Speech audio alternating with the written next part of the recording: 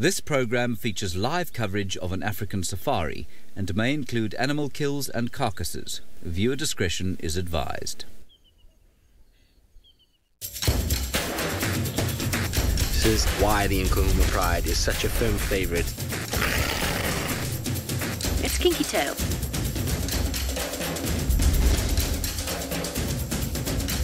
He just looks ready for a fight. This is still her territory. The Evoker boys are here to stay. How insane was that?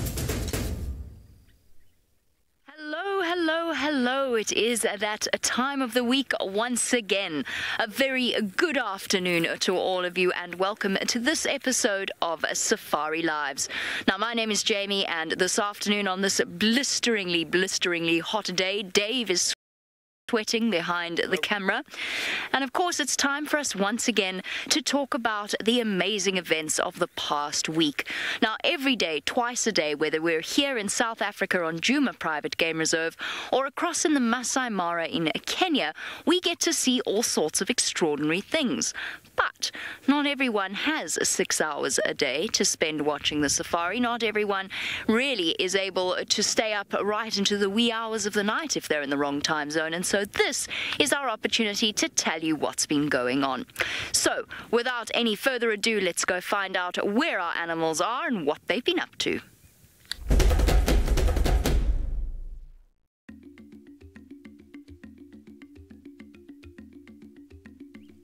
A little bit of rain has started the transformation of the Lowveld from brown to green. Hosanna kept us entertained, trying to keep his kill in the most uncomfortable tree in the world, while his father made short work of an Inyala in the centre of Djuma. Hosanna popped past to see if there were any scraps left for him, but later struck it lucky with 2 dry season victims. Little Tlalamba spent a week on her own to the east, waiting for Mum to return. The lion dynamics continue to have us scratching our heads in confusion. The Evokers made a brief appearance on Djuma before moving north, and the Nkuhumas have yet to shake their clingy male companions.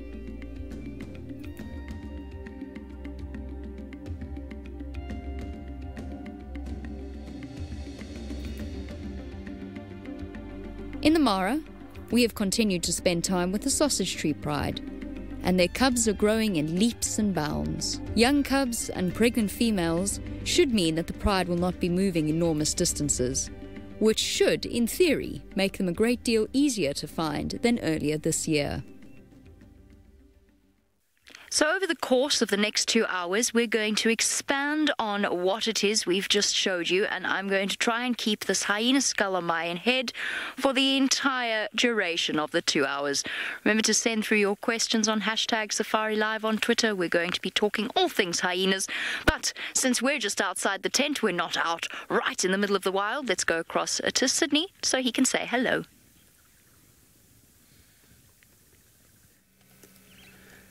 A very good afternoon and welcome to the beginning of the Safari Lives. I am Sydney Pumunani Mikosi and I'm traveling with Dave, with Craig, who is my camera operator. And for in case if you need our attention, you can follow us on Twitter, #SafariLive. You can also follow us on YouTube chat stream. My plan this afternoon is looking for the cats. Hosanna is what I'm looking for this afternoon.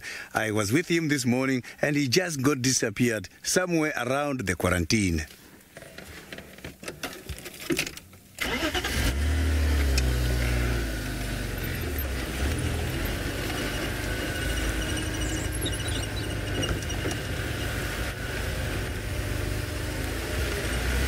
So this cat, he must be sleeping somewhere here in the gully. There's a little gully going down this side. For the past couple of days, Hosanna has been in the gullies. And we saw him showing some of the interesting playing activities. So now, let's see what Hosanna has been doing on the past few days. The Little Prince, or the Prince of Acrobats, gave us a really special display of his personality this week. Sometimes he was skillful, sometimes he was just funny to watch. Hosanna's playfulness really shone through, especially as he tried to move this skill left by his father.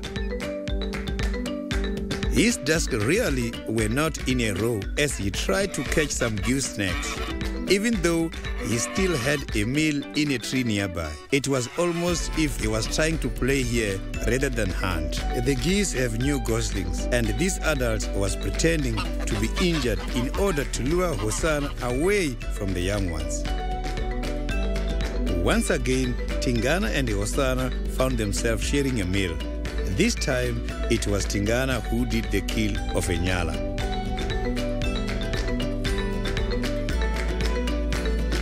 When the father had eaten his fill, Hosanna, bored with eating, perhaps decided he would use his meal as a jungle gym.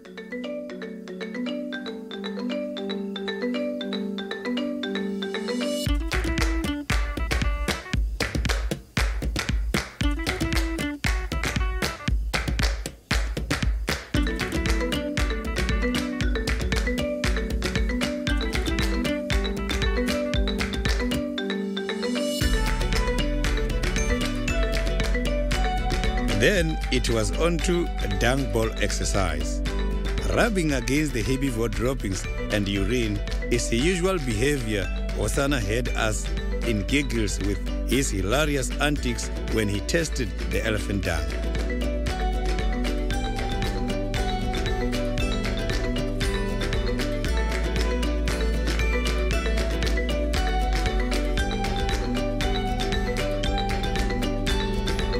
Many of the spiral-horned antelopes have died from the effects of the long dry season, and the predators like Hosanna have taken an advantage. This poor nyala cow was obviously pregnant. Unfortunately for the leopard, his breakfast died beneath a spotted eagle owl's nest, and the protective parents were very irritated with his presence.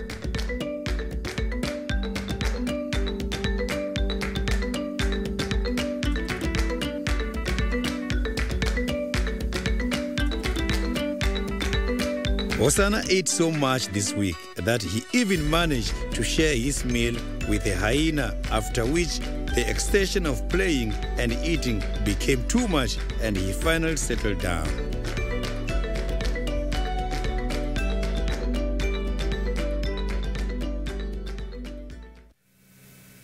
Hosanna had some great moments last week. The highlights, it was the elephant dung taste. That was very funny when he tasted the elephant dung. But there's something very interesting which took place when Hosanna was chasing the geese. If you saw that goo, when he was running away, he was doing the wing like this, acting as if the wing is broken. That was done deliberately. It is a behavior which is called a destructive behavior. A destructive behavior is done in order to make the predator to lose focus. Instead of going to the chicks or to the small ones, the predator must then come to the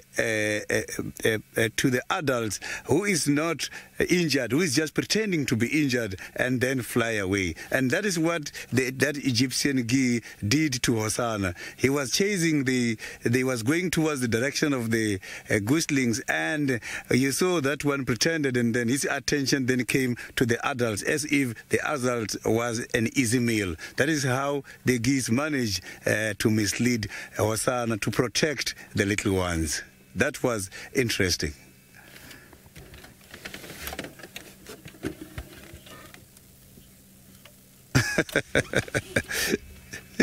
Francesca, indeed, Hosanna is one of those. He should be called the clown. So maybe I'll find him somewhere here in this drainage this afternoon. He must be somewhere here. So I saw that the tracks came down towards this drainage line. Maybe he's got another little cave here, because yesterday afternoon he was on his little cave.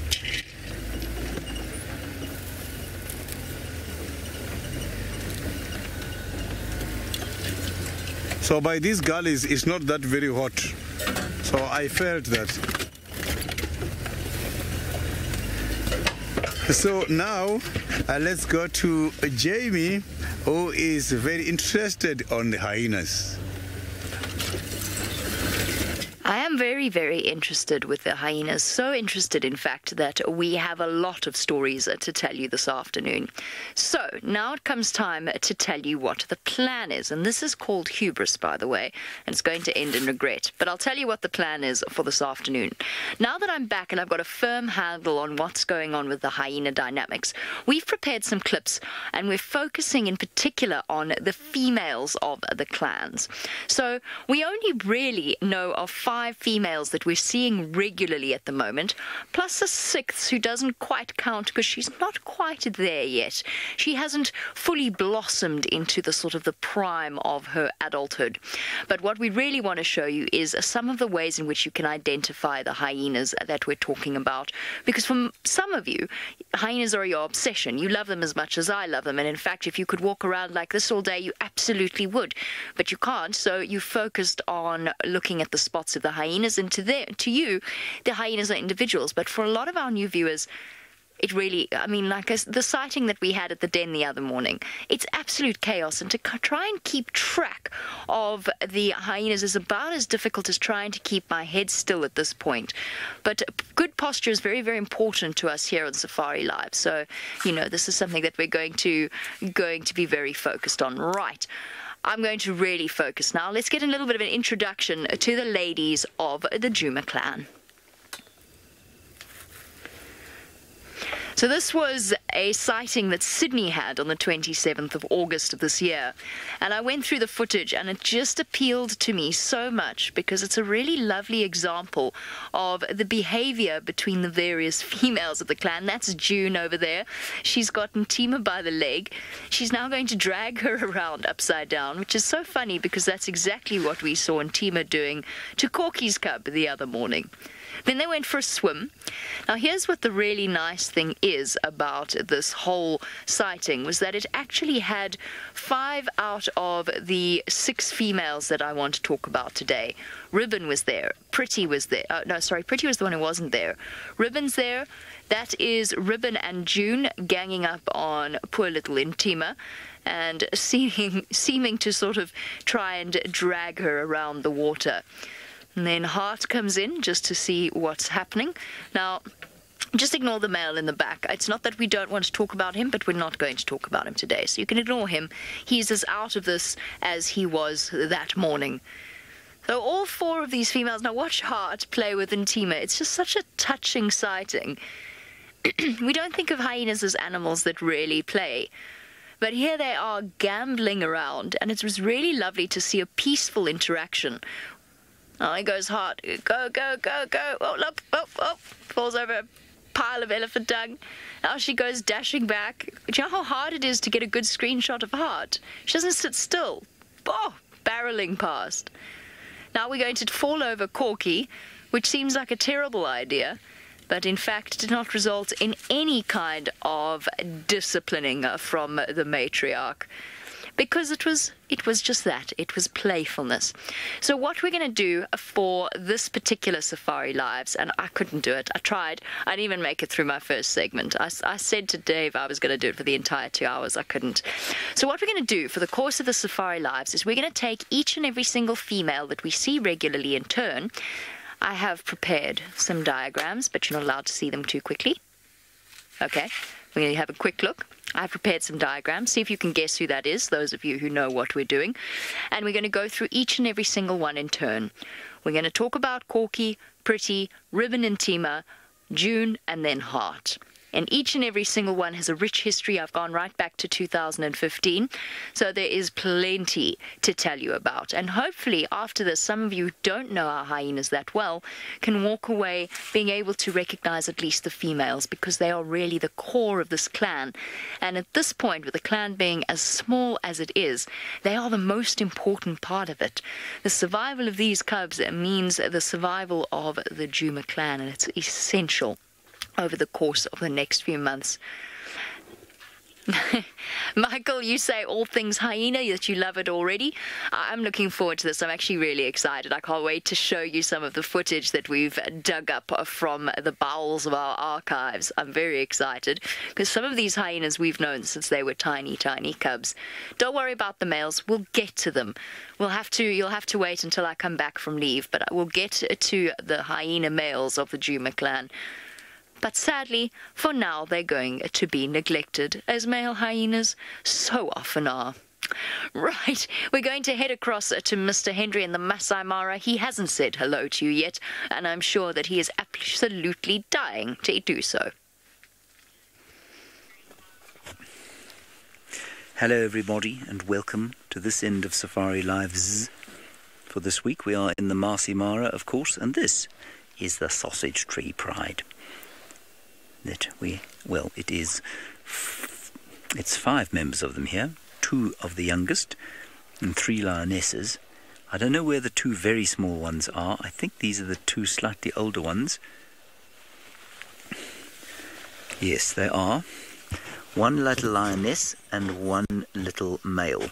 Now talk to us, remember, #SafariLive, and remember we do want to talk about our characters during the course of Safari Lives, and so we'll be talking about the Sausage Tree Pride and the North Clan of Hyena during the course of this episode. Well, that's from this end of the world.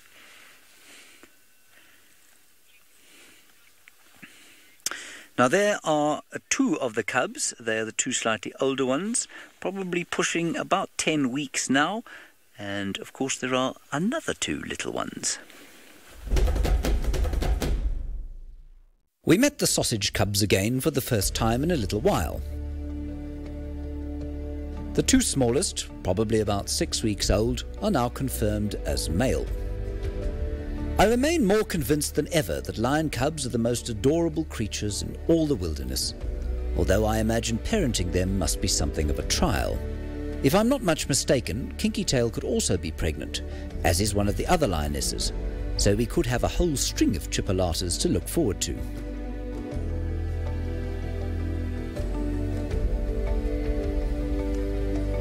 The older 2 are now about 3 months old. They are patient with their smaller cousins, possibly as a result of the latest in lion cub disciplinary techniques. This method is known as the pancake or flat Stanley. Very sweet, obviously. Very nice to see them there, and I'm glad to see that the cub that was sort of thumped down in that particular clip seems to be now suckling very satisfactorily. Wasn't squashed. Now, while we've been sitting here, the Sausage Tree Pride has been doing some unusual stuff. When we got here, there were 3 groups. Were there? 1, 2, 3. Yes, 3 groups. 1 with a lioness and 2 cubs. 1 with... I was right, actually, so this is quite interesting. Not this lioness. So another lioness with, I think, these 2 cubs. And then a group of males with Kinky Tail. They're just beyond us there. 2 big male lions underneath that tree. There they are. And then under a tree to the left, there was another group of, I think, 2 lionesses under that tree there. Now, the original lioness we found, as we got here, immediately headed towards these huge herds of wildebeest. They've come back into the Mara, out of the Serengeti. There are tens of thousands of them all around us now. And so that's hugely exciting and hugely good prospects for this afternoon and for this evening. So the lioness we found, very heavy-bellied, I'm convinced she's pregnant, headed straight off towards them. She didn't manage to single out any obviously injured or sick ones.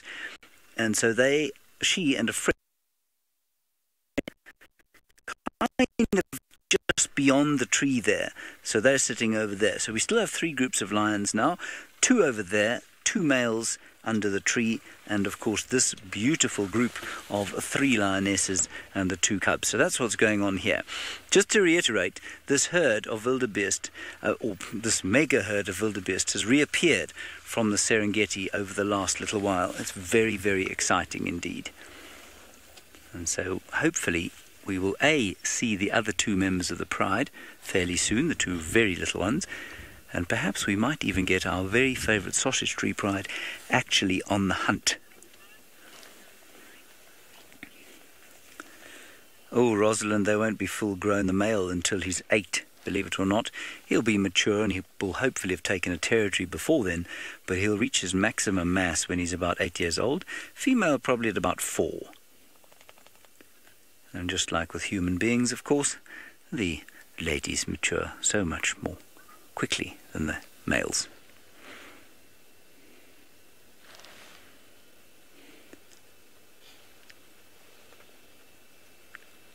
We are very, very lucky to be sitting here with these lions. It's tremendously special. No one else around. Of course, the Masai Mara is going through a very quiet time at the moment because the wildebeest is supposed to be gone and everything's supposed to be quiet here. Right, that's the mother. It's definitely the mother that's just there. The other 2 little cubs, she's definitely lactating. Who's on camera? The evil eye. Let's go back to Brent Leo Smith, who has got another cat.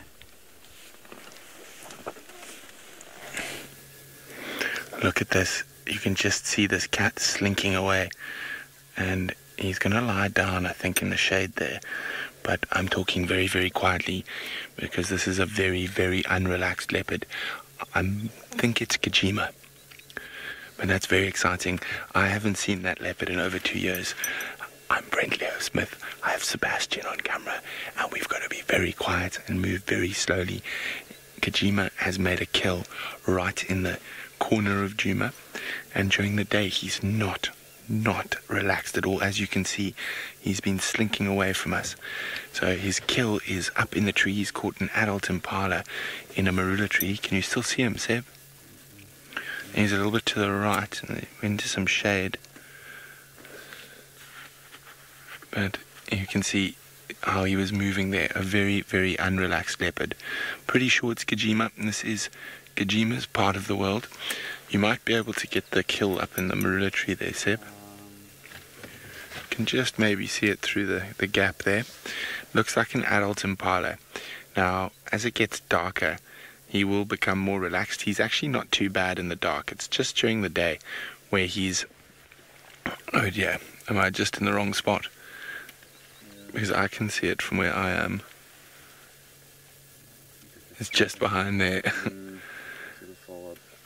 Okay, I don't want to move the car too much, so let's just go backwards very quietly. As I say, we don't want to put too much pressure on him. We want to be very, very, very calm and considered in our movements. You can see I'm driving very, very slowly. And for me, it is one of the great joys being able to work with an unhabituated leopard like this. And it's very tricky, and you can get it wrong very easily, and that can really make that leopard skittish for the rest of its life. And unfortunately, we just don't see Kajima enough to work on him. But the last time we had him on a kill was very close to this area, and I was able to eventually, after 2 days, even have good visuals of him during the day. But it takes a lot of patience and a lot of quiet talking.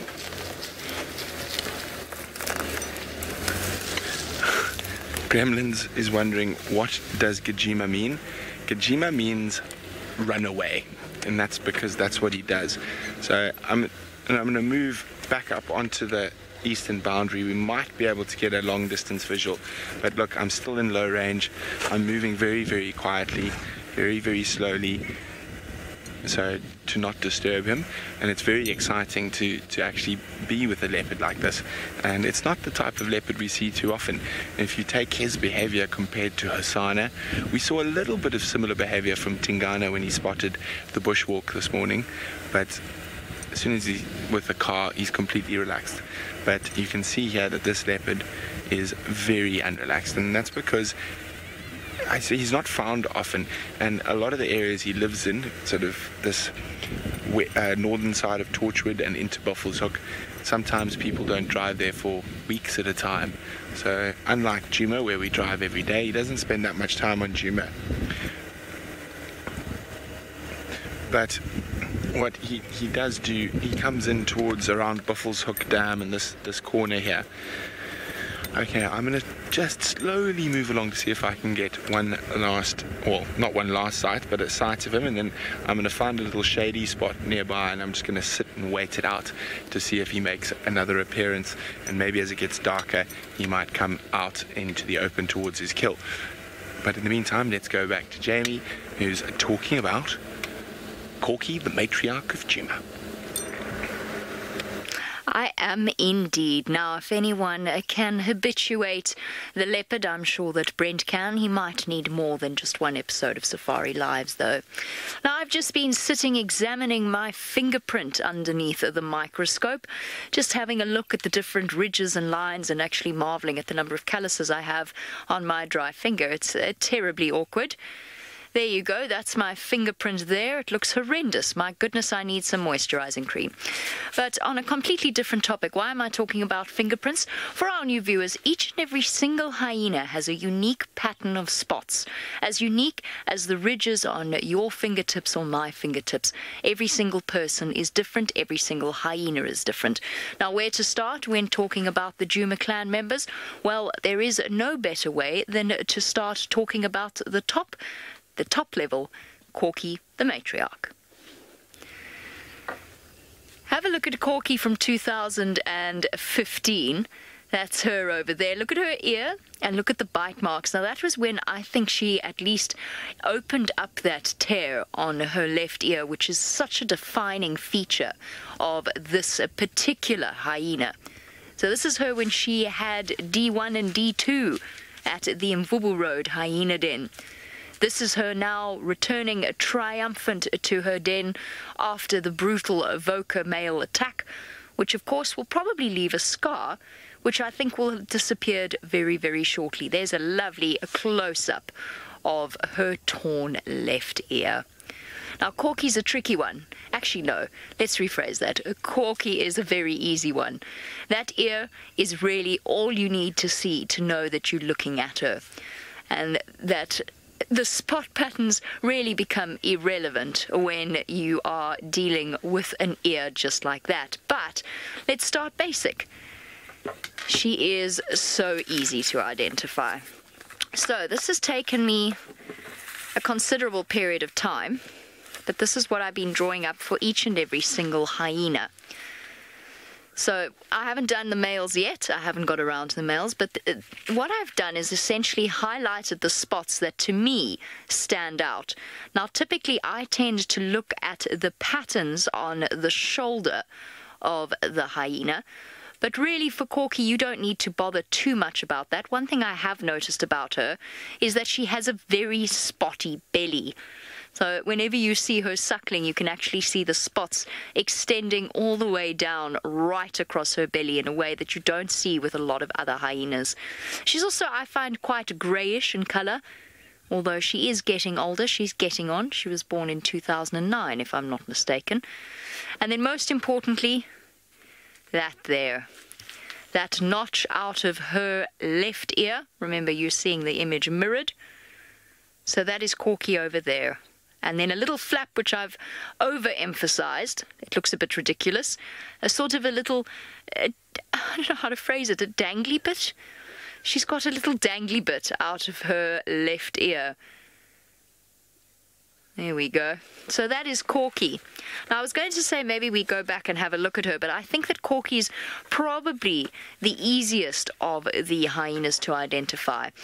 Now, way back in 2015, the way that she behaved was quite submissive, certainly towards Madam, which would have made sense as she was the matriarch.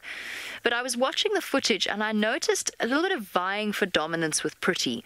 And one day when we really go into it, I'll show you that footage and we can have a look at it. But for now, it's sufficient for you to know that that is the top member of the clan. She is the head of the hierarchy, and every single other hyena falls below her. We don't know which hyenas are related to Corky or which hyenas are related to each other. Not if we go back further than around about 4 or 5 years. So we actually don't fully know what the level of connectedness is between the various females. All that we know is that we have to sort of spend time getting to know their dynamics and look at the way that they slot in below Corky. There's one female I haven't included on this list, and that is her daughter D1. December 1 was one of the little cubs that were wandering around at the beginning of that clip in 2015. There we go. Dora, you want to know if we ever see D1 and D2? I believe the last time they were seen was in 2017. We're now almost at the end of 2018. That doesn't necessarily mean that D1 isn't around, or indeed D2, because I think it's still a little bit... Oh no, 3 years old would be about right for D2 as a male to disperse, but D1 we honestly haven't seen for a very long time, which is why she's not been included on this list. If she shows up, then of course we'll go back into it, because then we have a really lovely continuation of the female line of Corky and her descendants. And as well as that, because Corky's current cub is thought to be a male, she actually has no descendants, female descendants, to take over from her if she gets a little bit too old to rule the clan, unless D1 shows up and puts her little nose back into the picture. So I haven't included D1 on that list. For those of you that are new to the hyenas, don't panic. Put D1 on a shelf for now. Put it on a shelf, which I have done with the shelf behind me. I decided it had a far too masculine touch to it. And so, with all those skulls, we've thrown in some greenery. Some admittedly quite comic, but there you go. Right, let us head across to Sydney, who of course was witness to the moment that Corky was attacked by the lion.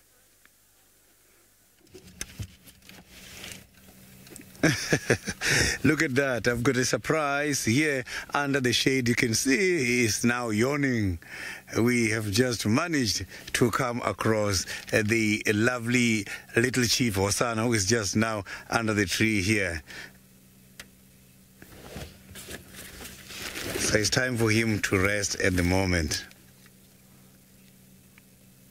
So a few weeks ago, I was on a sighting by the hyena den when one of the big males arrived there in order to take away the food from Corky and the rest of the clan. And suddenly, Corky decided to go away after a very strong attack by this very big male. And let's see how Corky returned back after being chased away by the big male lion. There was a collective sigh of relief from across the globe as Corky returned to the den site. She looked a touch on the thin side, for a hyena that is, perhaps a little wary, and the wound below her shoulder will probably bother her for a while. But all in all, she looked better than any of us could ever have hoped for after being used as a male lion chew toy. Her cub was happy to see Mum and greeted her briefly, but seemed more interested in coming to say hello to us. Though impossible to say for certain, I think it's safe to assume that this was not Corky's first time back at the den since the Avoca incident. Once Corky was convinced that there weren't any lions hiding behind the bushes, she settled down and allowed her cub a meal of some of the most nutritious milk in the animal kingdom. Further to the northwest, Hart and her band of boys devoured yet another waterbuck. This portion of the Djuma clan seems to have discovered that chasing prey into the sticky mud of a drying waterhole is an easy way of securing food. The males bickered over the scraps, giving us a rare insight into their unique dynamics. Fascinating though their hunting habits may be, it was the tale of the resilient mother and matriarch that dominated our thoughts. I was so very sad and worried when Corky disappeared after the attack by the big lion, considering a fact that Corky had a little one. But now that Corky is back, I am so very happy that the little one is going to survive. So you can see that now under this very big marula tree, Hosana is resting at the moment. There has been some kudos here and he was not even interested on them. I think they were too big for him because those kudus were already fully grown and it was just a group of females.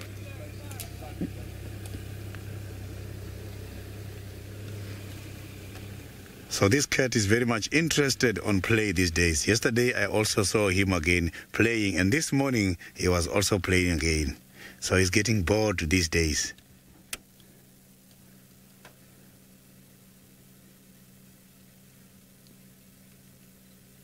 So this area where we are by the quarantine, there is quite a lot of short grass. The chances of this cat to take down an animal such as the impala are very much high, as impalas these days, they are preferring to feed here by this big open space.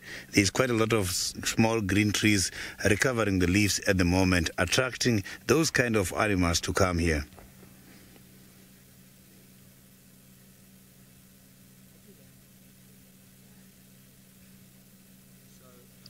He looks very tired. You can see that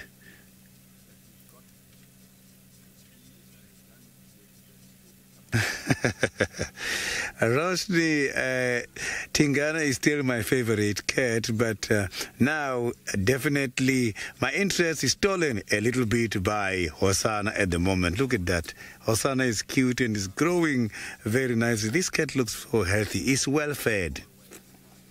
Now I can see he's now starting to become active. He might now maybe go to the galgo pen. He's just aligning himself with the shade from the tree. Marula trees are starting to bring back the leaves and the fruits at the same time. Both leaves and fruits are coming back at the same time at the moment. So it's providing him with a lot of shade at the moment.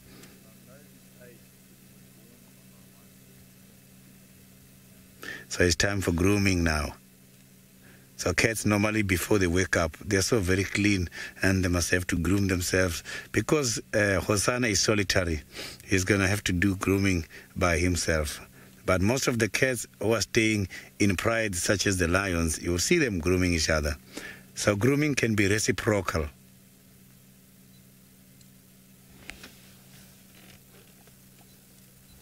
What is he watching that side? I'm trying to check there, but I'm not seeing anything.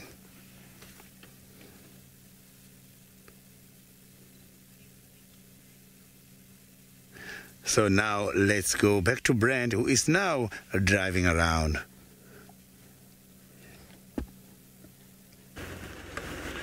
Yes, we've decided to leave Gajima. We got a good glimpse of him, and I don't want to stress him out during the day. And of course it is Safari Lives, and I've got to try find a character. So there was a report of lion tracks somewhere on this road. It could have been Guaripan, I'm not 100% sure. We'll go check there now because I'm not seeing any tracks here. But I'm not sure. I got a report from my brother that they had only 4 Nkumas and the 1 Talamati male on Little Gari this morning, which means the Vokers might have chased them, so it could easily be, well, it says there were tracks of 2, so it could easily be some of the missing ones if they were bombshelled by some nasty Evoker boys.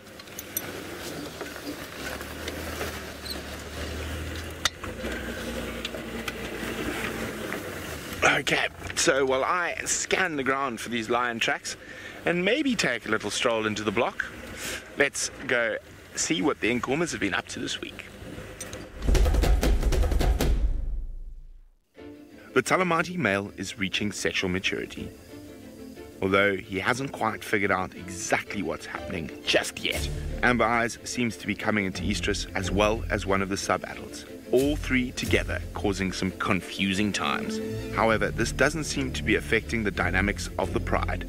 It, however, might attract the attention of the Evoker males, which would spell disaster for all the young boys hanging about with the Nkuhumas.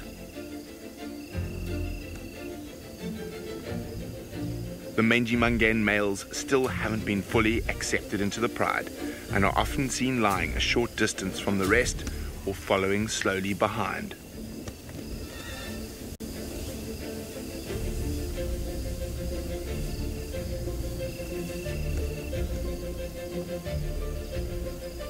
As lions do, they spent the heat of the day lazing in the shade of the riverine thickets on the edge of the Mawati River. They merged into the night and headed to the east. They soon began stalking waterbuck and impala.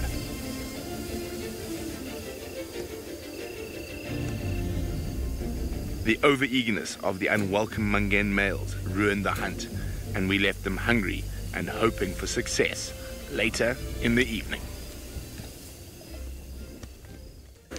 Welcome back. So, lots of shenanigans. How strange was that little, threesome, for lack of a better word. Now, this is where the last lion tracks apparently cut west into this little river system. We're not sure. I haven't seen a clear one yet because obviously someone else has driven. I'm just looking. I can see half a track there. There's no water at Quarry Pan. The closest water is Buffelshoek Dam. But I've checked there already. So that means they are probably having a heavy snooze somewhere in one of these thickets here. And it is quite thick in here.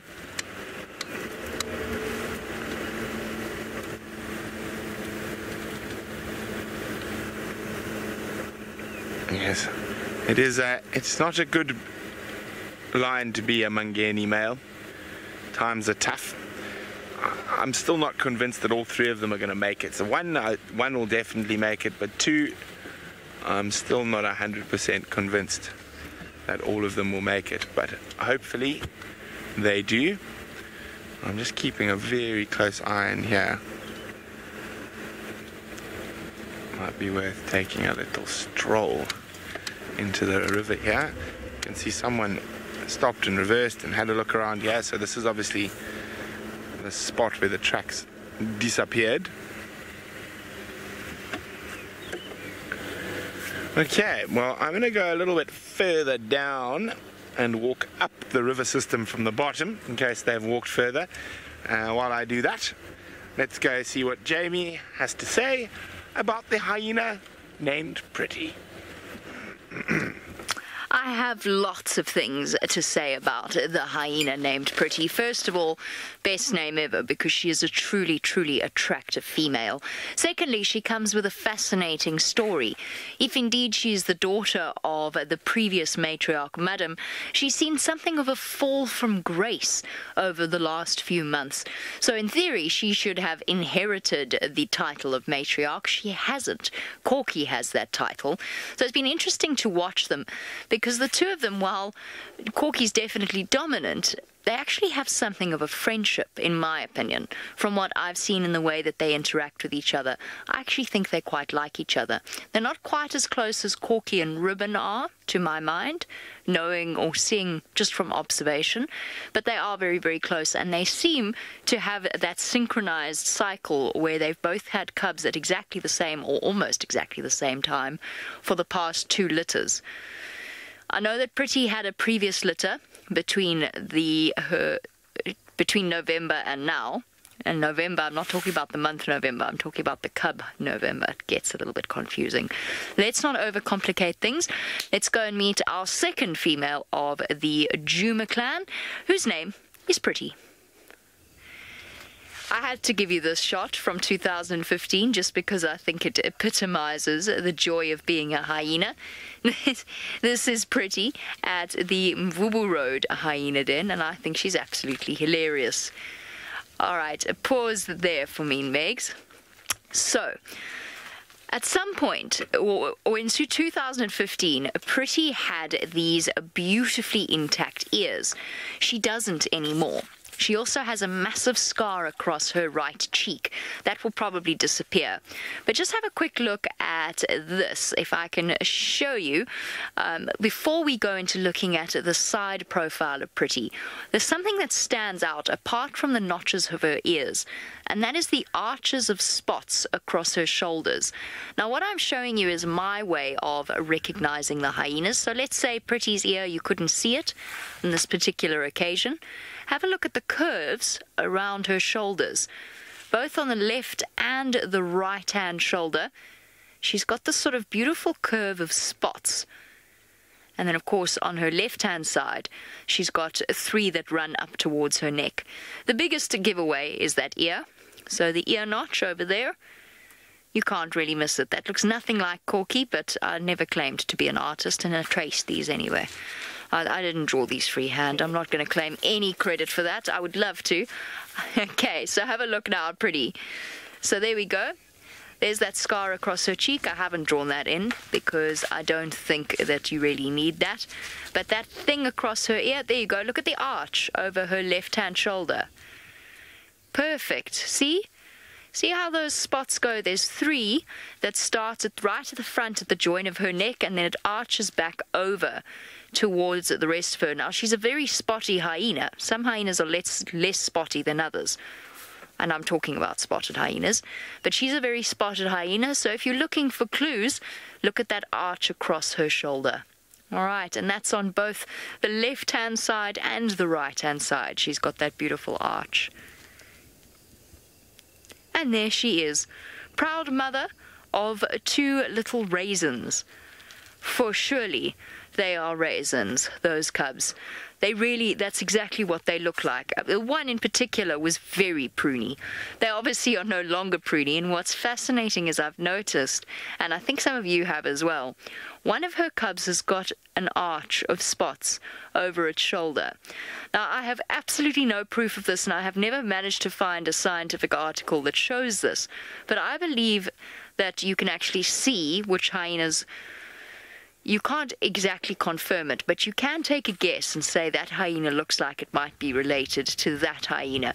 Because I found that where I have known the family connection, I can see the similarities in the way in which their spots are patterned, and the number of spots they have, the color of their fur, whether they're very spotty, whether they aren't very spotty, but they're very spotty legs, all sorts of things like that I find tend to be genetic, and I've noticed it. And I think that one of Pretty's cubs has got that beautiful little arch of spots on her shoulder.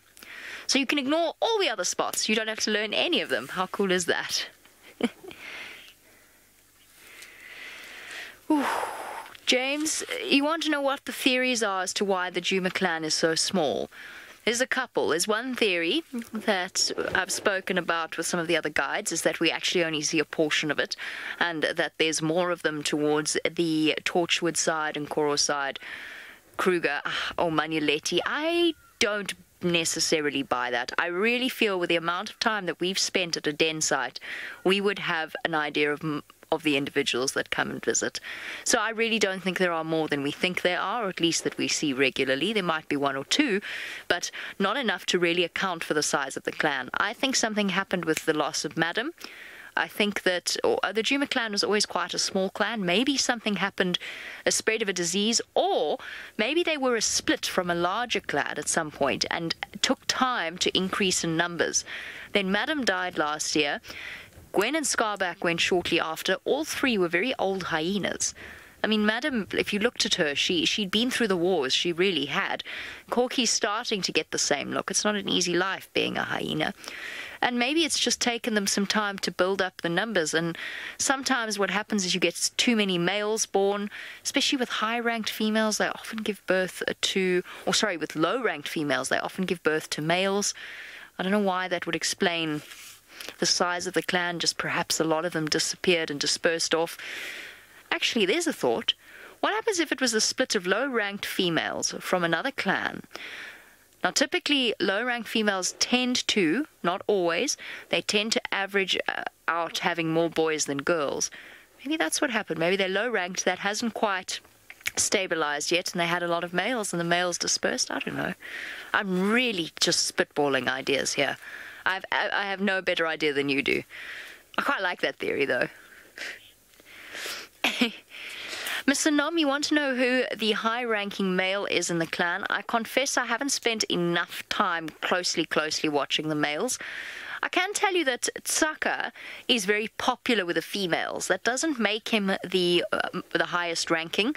I know that Comet's been around for a very long time, so I don't know if Comet is somehow further up there.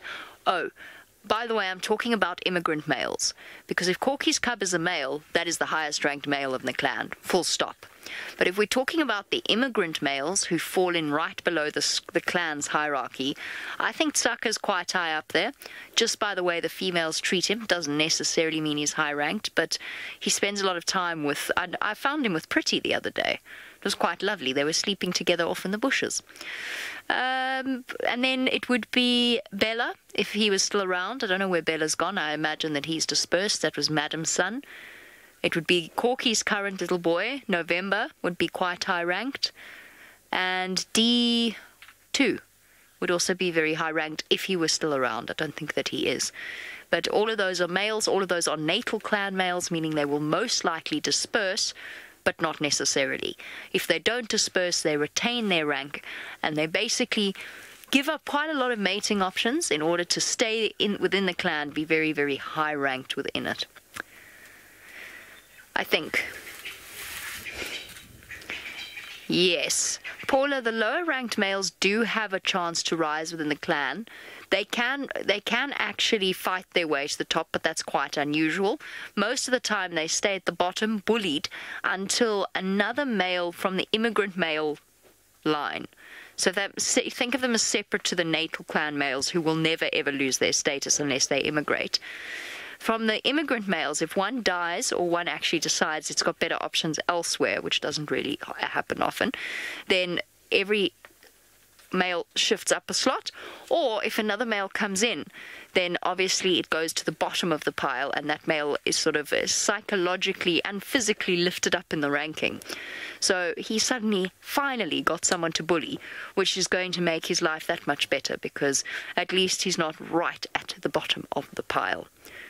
Although, as I've mentioned, studies show it's more stressful to be a mid-ranked hyena than it is to be a low-ranked hyena, because you've got to remember everything. Just like I've got to remember all these names, and James in the Masai Mara has got to remember all of the dynamics of the different animals, whether it is the North Clan or the various Sausage Tree Pride members. Yes, we do have the lions. Thankfully, they seem to have sat up, and that is because the wind has started blowing off the Olololo escarpment straight into their noses, and of course it carries on it the smell of wildebeest and zebra, and probably buffalo as well.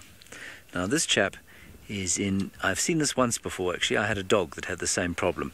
This is a little bit like being able to rub your head and your stomach in opposite directions at the same time. He is unable to scratch his underarm without sticking his tongue out at the same time. That is ridiculous. That is absolutely ridiculous.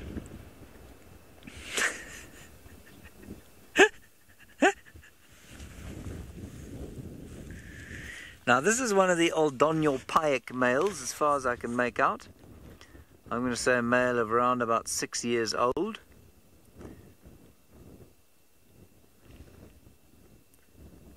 And these are the fellows that have been mating with the Sausage Tree Pride. We think they have impregnated Kinky Tail. We think they've impregnated the very heavily bellied one that I think must be about to give birth now.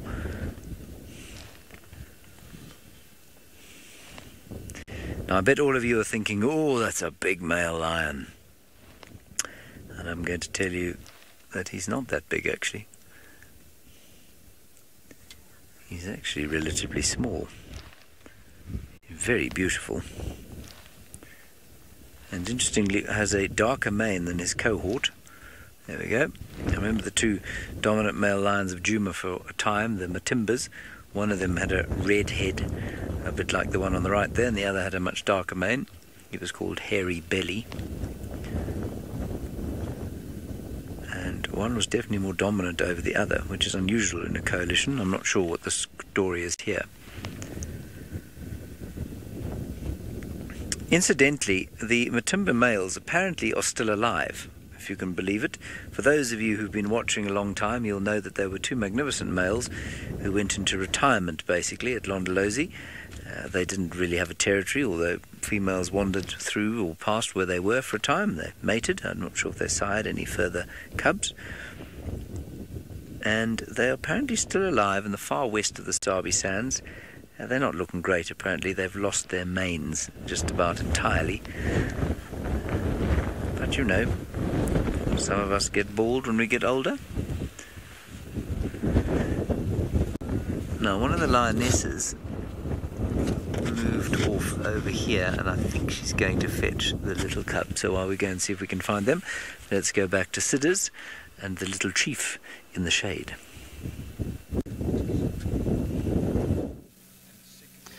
It's quite very hot at the moment, but Hosana is not lying down. He's just now relaxed there, looking at that side. We have just seen one small daycare coming down the drainage. Maybe that is what is now having his attention. He doesn't want to lie down every time he's looking at the drainage. So we saw a daycare coming down. Maybe he might decide to go after the dagger or not. But at this stage, the temperature is very high. It's discouraging some hunting thinking on this cat.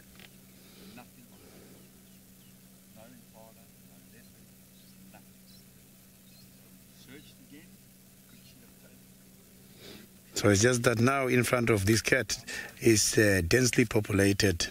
It will be very easy for him to go down there if he just have interest of going after that little daycare. But now you can see he's lying down. As I indicated, the sun, I don't think, will support him to do this hunt unless the daycare come towards this direction.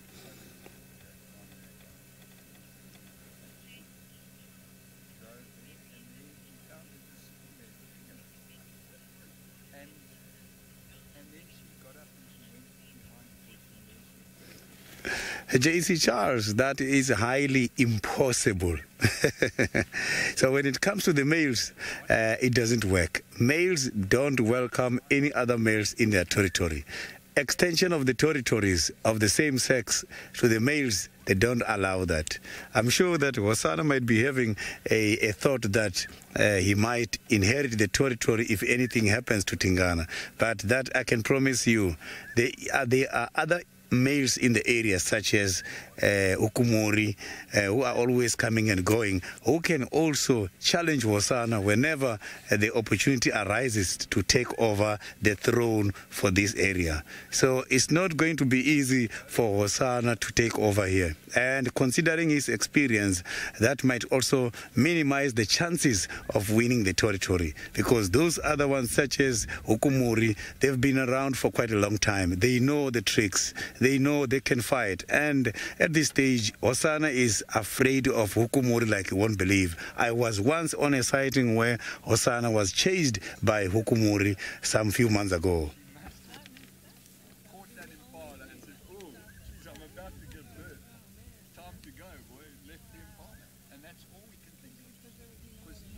So at this stage, this cat, you'll see him demarcating and spraying, but that is not meaning anything to the territorial holder, Hosana. The thing is, when these animals are spraying the scent marks has got quite a lot of vital information about the animal. Every time Hosana marks, when Tingana comes there, just from sniffing, Tingana knows that Hosana won't do anything. Animals don't judge each other only from the appearance. Yes, lions, they've got big manes which mostly exaggerate the size of an animal to scare the intruder. But here, by the leopards, no mane, nothing, not from the eyesight. It must have to be confirmed by the sense of smell if he's strong enough to challenge or not. So by the lions, both scent marks as well as the physical appearance counts in order to scare the intruder.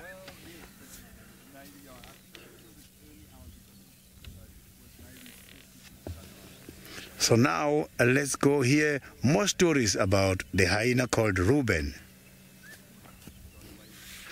The hyena named Ribbon. Hosana loves Ribbon and Tima. They seem to spend their lives tormenting poor Hosana. It's actually it's sort of quite entertaining in its own way. Right. Now I'm just finishing the decor. That can go there. Perfect. Beautiful. Hanging plants. Everyone loves a hanging plant. I don't know why we've never thought of this before. Okay. Right, Dave is going to lower his camera and get into the right position, and we're going to talk about the lovely Ribbon and her daughter Intima.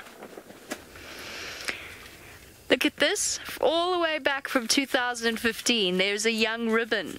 At that point, we really thought she was a male. She was thought to be a male, and right up until 2017 when she surprised us all. Look at little hyenas chasing Ribbon around. She's sniffing about. This is now in 2017. That's Gwen, for those of you that remember Gwen. And this is when she proved to us all that she was not, in fact, male. That is little Intima suckling from Ribbon at this point. Now, unfortunately, its littermate, her littermate, did not survive, so Intima's other sibling didn't make it. It's something very unfortunate. Okay, and pause for me. Thank you. Right, Ribbon. Whew. Trying to draw spots on Ribbon. You know how tricky that was? It was really, really tricky. So let me show you what I want you to look at, and then we'll come back to the view. This is... Ah, no, I'm sorry. We need to keep going. My bad. Now that I'm looking against the glare, well spotted, Megs. Meg's telling me that this is Intima, not Ribbon. She's absolutely right. That is Intima. So there's Intima now all grown up, and I've got ahead of myself. And Intima, of course, has been truly attracted right. This is what we need to look at. We need to look at Ribbon's ear. Ribbon had something of a facelift. So at one point, Ribbon's ears were beautifully clean. The outline was totally crisp and clean and clear. Now, poor Ribbon does not have a crisp and clean ear. So there we go. That's Ribbon's now left ear. I'm sorry, I forgot where I meant to pause to look at Ribbon. It's okay. We've still got several other hyenas. Ribbon's ear has been mangled. I also find it very useful to look at her spots on her right-hand side. I see a W. I see a W here. But, of course, other people might take that into account. I see a W and a sort of backwards L. I find it also very helpful to have reference spots, little dots. Then her left side, and I do have to mention this is why Ribbon was called Ribbon, because of a ribbon-shaped set of spots that looks like a cancer awareness raising ribbon. I really feel as though I missed a trick not having a ribbon with me. So that is Ribbon. You can take your screenshots. She's got a string of very dark spots on her left side. That's what I wanted to show you, but I completely messed that up. As well as a series of little dots moving away, making a sort of an arrow, and then a tiny set of little dots underneath that line of dark spots. But you really can't mistake Ribbon anywhere, because quite frankly, Ribbon these days looks as though she has suffered a life of tragic abuse, because now she walks around like this. At any one point in time, Ribbon's got her ears down here. I don't know what happened to her in the middle of the year. We know that she got attacked by the hyenas. We don't know which ones. We don't know how. We don't know exactly what happened. And Tima seems perfectly comfortable in the presence of the other hyenas. But Ribbon really walks around like a kicked puppy. She's got her ears right down here, and she's got scars on the top of her head, which looked as though they were very painful. And of course, now the mangled ear.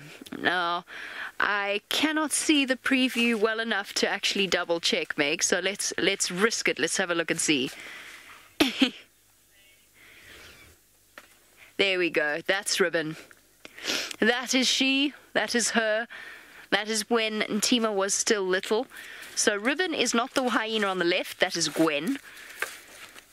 Gwen, by the way, is a really good example of a hyena that has passed on the spots to her daughter.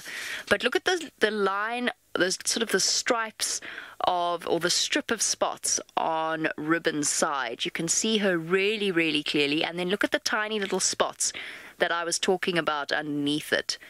So while my diagram might not be 100% on point and accurate, it gives you a rough idea of what to look for. That, and of course, the mangled ears. That will be the dead giveaway that she didn't have at this point. The 30th of October 2017, Ribbon was wandering around looking as though she was completely in charge of absolutely everything, except when it came to Gwen, who dominated her. Weird. Really, really strange. We don't quite know where Ribbon fits in all of this story. Bit confusing.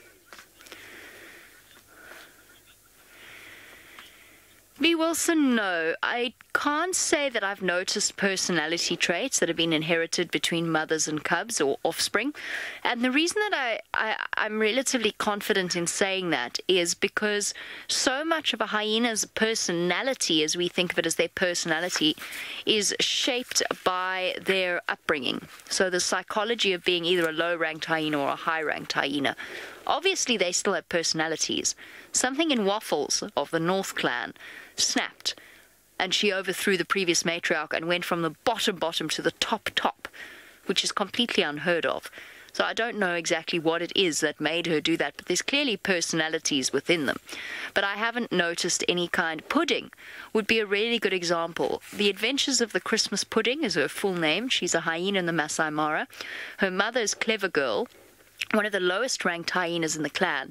And Pudding was just the happiest cub that ever existed. She bounced around, and even though she got bullied all the time, she was perfectly happy.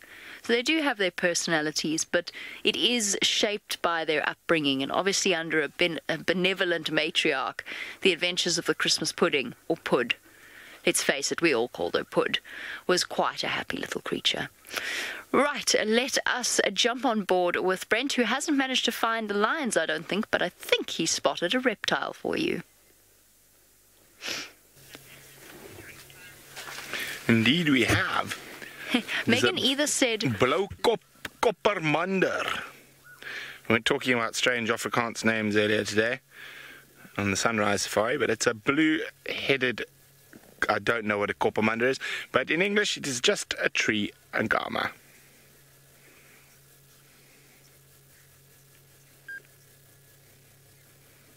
Isn't that wonderful?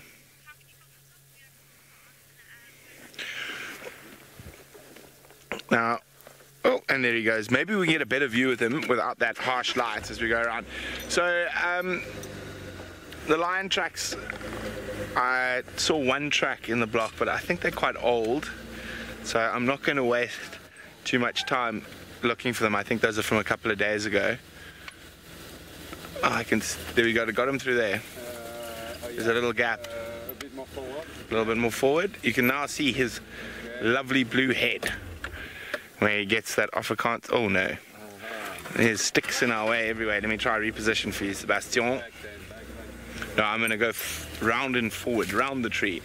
Hopefully he doesn't run away too far, but we should be on the right side of the light now.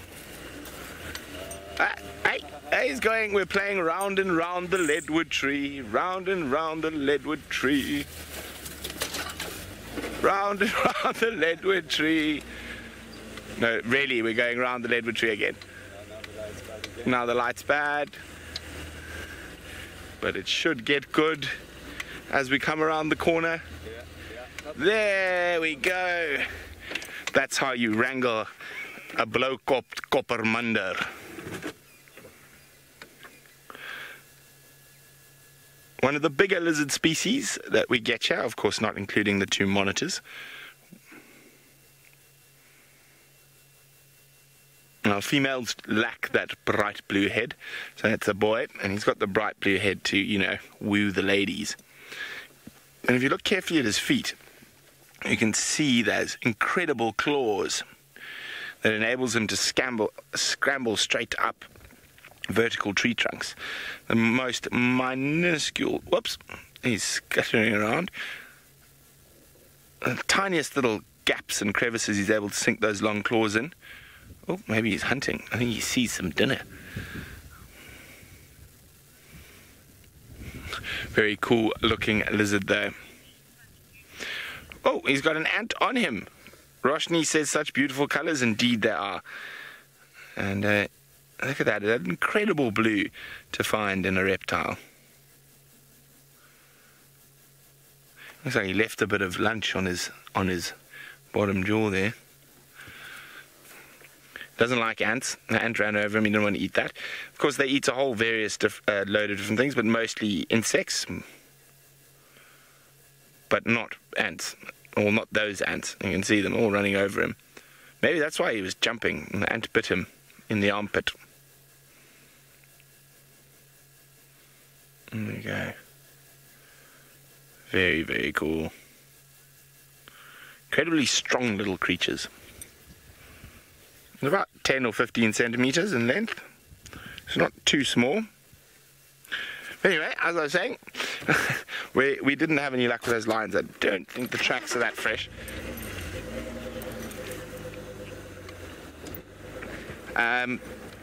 I'm hoping that we're going to go find some elephants, but I have been very lucky this week because I've managed to spend some time with my favorite animal, albeit it was a lonely twosome wooing their way through the week. I was lucky enough to spend time with two lonely male wild dogs, whose original pack was decimated by canine distemper. Their lonely calls echoing through the dry bushveld as they search for dispersal females to form a new pack.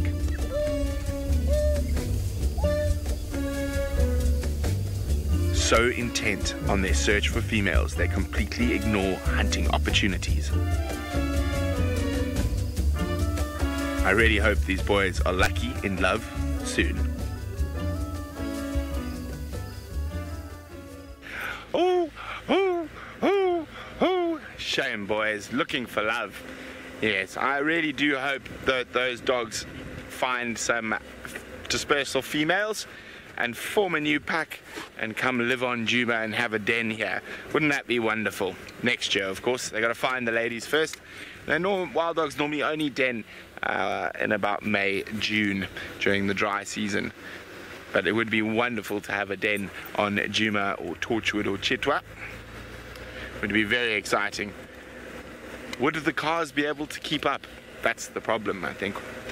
But yeah, so unfortunately those two boys are from the Lower Sabi pack originally, which was a very big pack, close on 30 dogs. And they got decimated by a horrible disease called canine distemper.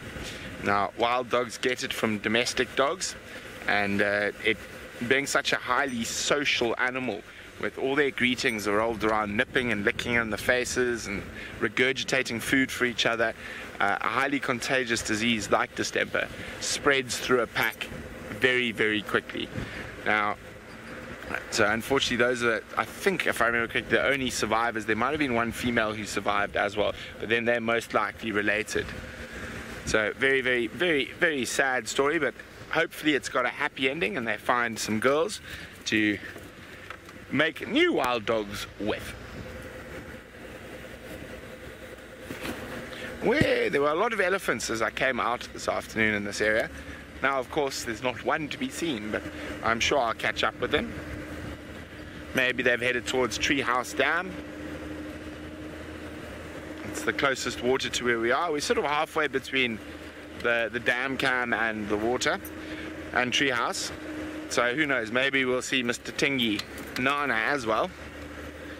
For those of you who don't know who Tingi Nana is, it's Tingana, who we were lucky enough to find on the Sunrise Safari.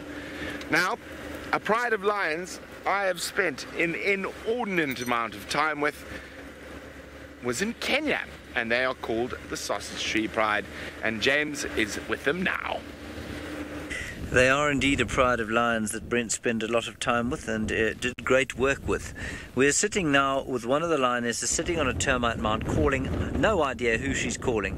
The rest of the group have headed for the whole pride, in fact, bar the two very smallest youngsters, are off in front of us there. That's where the two lionesses and the two larger youngsters are sitting. There's Kinky Tail. I wonder if there's perhaps a little hole in the ground where they're having a bit of a drink, maybe. And then the original lioness that we found is sitting with her companion just kind of in the distance there, about 500 feet away. There they are. and all around them the herds remain, seemingly oblivious. Now, Bungay has just very cleverly said that he thinks this lioness who's closest to us and the one who's calling is quite possibly the mother of the very small two cubs. But if they're down in that gully where we were, I mean, I can't see them hearing her calling from there, unless she's trying to coordinate some sort of hunt.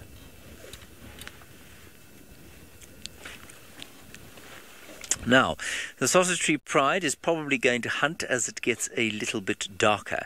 And, of course, with the darkness comes many terrors, hyenas, and for these herds, they just don't know what's about to come out of the darkness. As the GOT cliché goes, the night is dark and full of terrors. In this case, a terror of sausages. Imagine, if you will, walking through the pitch darkness of a Mara night. Clouds cover what little light the stars could give. A wind comes up, rustling the grass, making it impossible to hear anything. You know that somewhere around here the Sausage Tree Pride lives and stalks. Now imagine that you're injured and sick, unable to run. Suddenly, eyes reflect in the darkness, their beam cast straight at you. What do? Well, obviously the first thing is utter a vicious profanity. But then what? Lie down and accept your fate? Or somehow, fueled by adrenaline, find the reserves to overcome the pain and survive?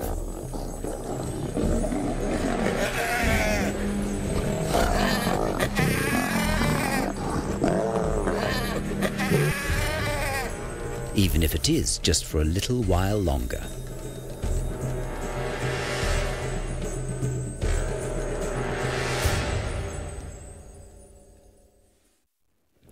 So an utterly remarkable clip there of a hyena seemingly on its last two legs. It was genuinely on its knees at one stage, somehow managing to explode to life.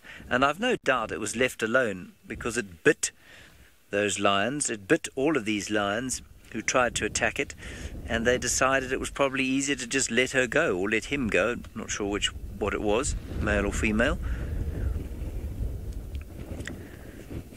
But I did very much feel, as I was writing the voiceover for that little clip, I thought to myself how incredibly terrifying it must be as an animal here in the night, especially when these lions, you know, they move fairly predictably. The Sausage Tree Pride has been around here for a long time now. And as a human being, obviously we're able to predict where they'll be, but I guess these animals kind of forget, I'm not sure. And so to walk around here knowing that the Sausage Tree Pride is in the area as darkness falls and your eyes are no longer able to see must be just horrendous. Thankfully we have a car. We won't be walking anywhere tonight. Even if the car breaks down, we'll just stay in the car. We have tea.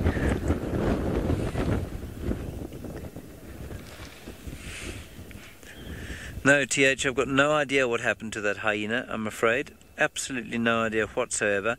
And what's interesting is that Steve was in the sighting. Steve was actually presenting it.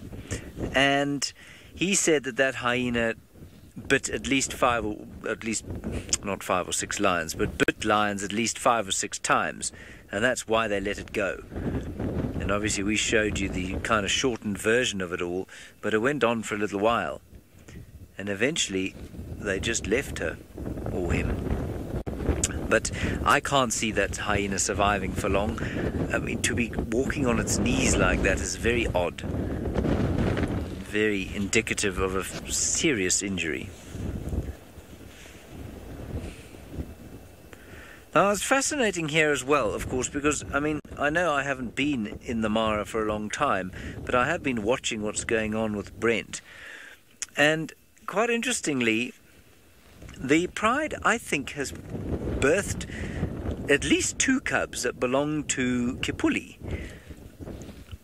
As far as I can work out, but there are two other males here. Now, whether those two Aldonio pyack males fathered the youngsters, the very small youngsters, I don't know, or whether they've just been conned into believing that they did father them, I'm not sure. But the fact that there are Kipuli's offspring in this pride with the Aldonio pyaks is absolutely amazing. There are the rest of them now. The reason we're kind of so far away from them is that I'm trying to keep an eye on everything going on here. Now, Roshni, they have settled slightly since the migration supposedly left town, but I say that there are tens of thousands of wildebeest on the hills around us, so the lion dynamics probably won't settle just yet. They'll probably unsettle again.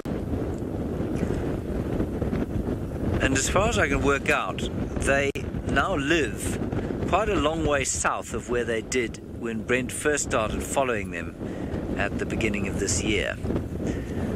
Now that little piece of behaviour onto the termite mound to the left tells me that she's scoping for perhaps a little bit of a hunt, but I might be entirely wrong. It's very difficult to figure out what's going on here, and because they're spread over such a wide area, it's very difficult to know who to follow. We'll probably stick with that lot there and see if they don't try and hunt. They were certainly showing some intent a little bit earlier. Alrighty, we'll get a little bit closer to them while Jamie talks about a hyena called Heart. So, from the Sausage Tree Pride all the way down to South Africa, where there is a very special hyena by the name of Heart.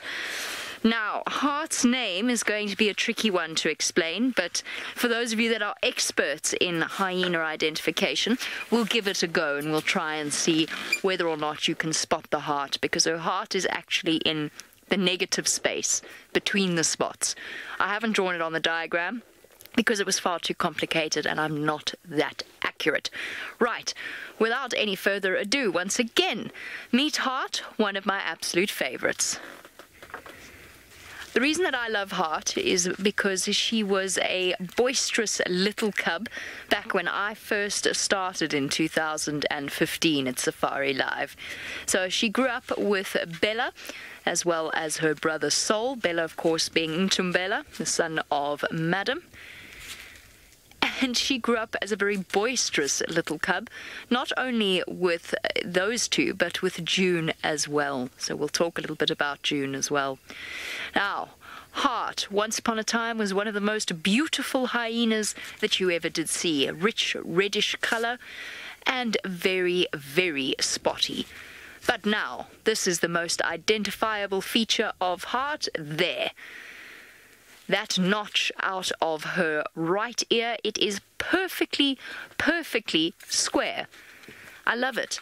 It is my favorite ear notch. I don't think I've ever seen such a geometrically shaped notch out of an ear in my entire life. So that is the lovely Heart. I don't know how she got her ear notch, but an ear notch she has. Isn't she lovely? So I tried to draw Heart. Heart is a really, really difficult one to try and identify the really clear spots. So this is the diagram that I've drawn for Heart.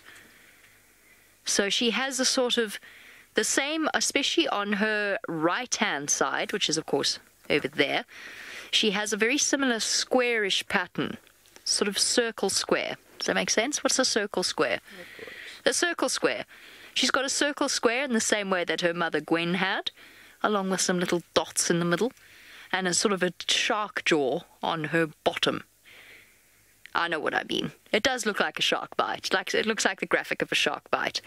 And then her right-hand side, her shoulder, her left-hand side, sorry, I'm confusing my lefts and my rights. Her shoulder has sort of a, I don't know what I describe it. Look, it has 6 spots, and they look like that. 6 spots, they look like that, and that's what her side looks like. Take a screenshot, compare it, and marvel at my accuracy. I counted the spots and everything. Do you know how hard this was to do? It is surprisingly difficult. Now, Heart is the example. Oh, there's her ear notch, by the way. That's the most important part. You won't be able to... The reason that we teach you the spot patterns is because ear notches change. Sometimes the hyena has an ear notch, the next day it's got no ear.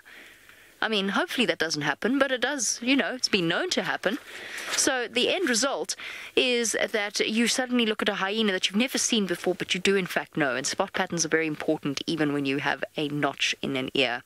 But for those of you that are budding hyena enthusiasts, that will be a very easy way to identify her. Chunk, chunk, chunk, out of her right ear. Now, Heart is a really nice example of a hyena with an astounding personality. She's low-ranked in theory. In theory, she's a low-ranked individual. She's still incredibly playful. She's the daughter of Gwen, who unfortunately is now deceased. She died sometime last year. She just vanished, leaving 2 tiny cubs, or abandoning a cub, essentially, within a den site. So she disappeared, presumed dead. We knew she was ancient, so it was only a matter of time, really. But her mother went through this sort of stage where she was bullied by everyone. So was Heart, because she was the daughter of this poor low-ranked female. And it didn't stop Heart. She absolutely loves life. That was her dashing madly backwards and forwards at the very start of the clip when we started our Safari Lives episode.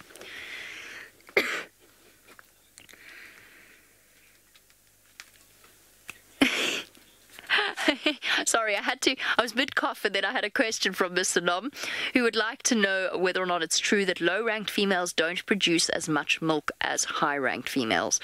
There's not a massive difference, but yes, to a certain degree, there will be a difference in the milk production as well as the lactation period. So spotted hyenas lactate for an extended period of time. Obviously, the higher ranked the individual is, generally speaking, the more access they will have to resources, the better quality milk they would produce. That is why scientists believe, or biologists believe, that hyenas have evolved with such high levels of male hormones. That's the females, of course. The males have their own male hormones. That makes sense. But the females have such high level of male hormones because it makes them big, strong, able to access resources, and therefore able to produce the best quality milk. And they do. They have the most nutritious milk of any animal out here, any mammal out here. They're the only things that produce milk anyway, so that's fine. Any mammal out here. It's the big mother theory. So yes, to a point, low-ranked females won't produce as good quality milk. There's not a big difference, though. The big difference comes with when the cubs graduate from the den site, which they do before they are weaned completely. Around about 8 months or so old, they'll start to go with the adults. For the low-ranked females, they cannot bring food back to the den. So they have to take their cubs with them to go and supplement the feed that they're getting, or the food that they're getting. They can't just live on milk at 8 months old. They're big. I mean, an 8-month-old hyena is about this big. And very, very fluffy. Imagine an 8-month-old hyena standing next to me. Very big, very fluffy. It needs meat as well. High-ranked mothers can bring food back to the den, and they can guarantee their cubs will get it. Low-ranked can't, so they take their cubs to the kills at an earlier age. So the low-ranked cubs actually graduate sooner than the high-ranked individuals. As a general rule, you've got to be so careful with hyenas. They are so, so complex.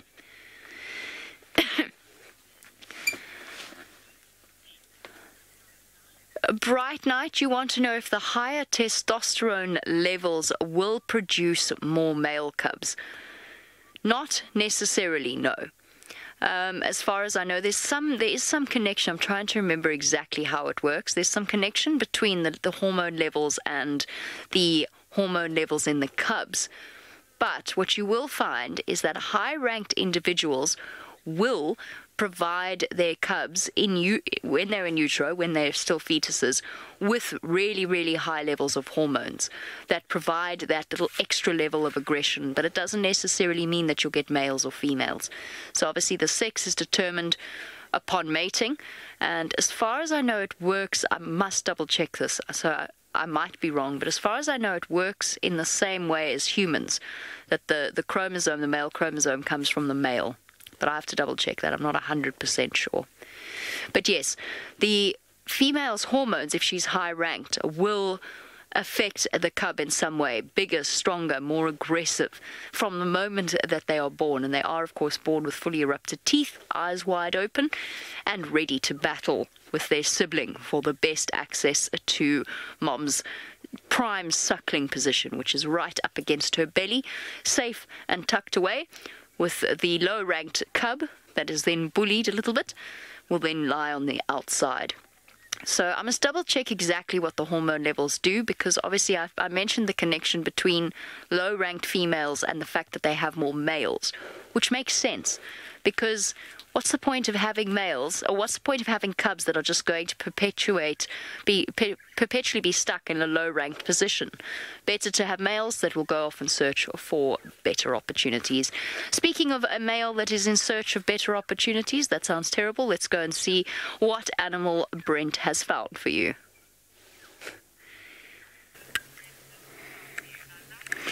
Well, our second big dominant male leopard of the day. After Gajima, I decided to come and have a squiz to see if we could catch up with the Duke of Juma. We had him this morning not far from here, and right on time, on clockwork. I just said to Seb, he's probably gone to Treehouse Dam for a drink, and we found him drinking at Treehouse Dam. Big boy. Are you going to go harass Hasana? Heading in the general direction. From here, his favorite route is to head towards quarantine. Okay, well, we're too far below him at the moment, aren't we, Sebastian? It's an interesting view, yes. Not often we're that far below a leopard, unless it's in a tree.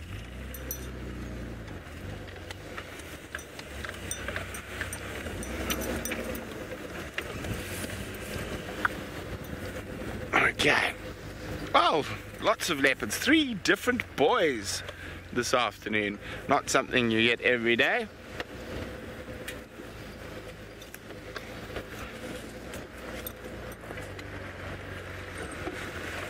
I've got an idea, Sebastian. I've got an idea.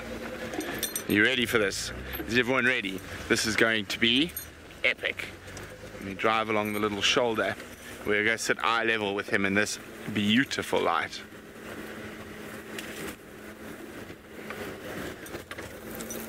Look at that. I'm going to reverse with him, Seb. If I can get into low range fast enough. Oopsie. How's that? We're moving alongside Tingana,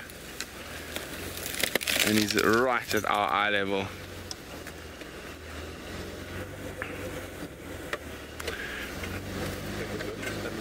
Yeah, like a dolly shot. For those of you who don't know what a dolly shot is, a dolly is a thing that they use in the film industry that carries on. Hey, big boy. Where are we off to? Oh, he's in a scent mark right next to us. There.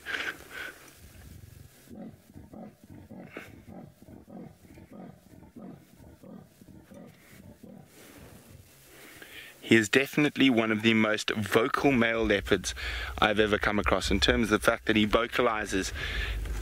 I mean, the other day I was chatting to Tristan at Inger's, and it must have been, what, 11:30, 12 o'clock, and it wasn't a cold day or anything.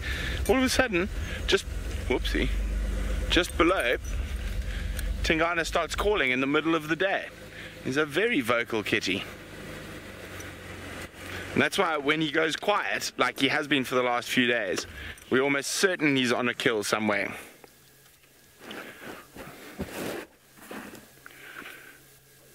Miguel says, is he slightly limping? Not that I noticed, but possible.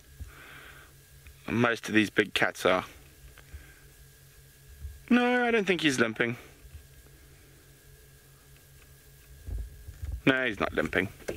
But Tingana, the one thing I do enjoy about him is he is a cat of habit. From Treehouse, he gets onto this big path, and it goes very close to the hyena den, and that's his route. That's his vibe. And I'm pretty sure, I wonder if Hasana lifted his head when Tingana started calling. Isabella says the more vocal, the more dominant. Yes and no. I think it's an area thing as well, and an individual leopard thing. So Imvula, the last dominant male in this area, was vocal, but generally at night. Most male leopards I've spent time with over the years are vocal at night. It's very seldom you have them sawing throughout the day, or even this early in the afternoon. Normally, as the sun's a little bit lower, is when they will start vocalizing. And just get you guys into a good spot, and you should walk straight towards us now.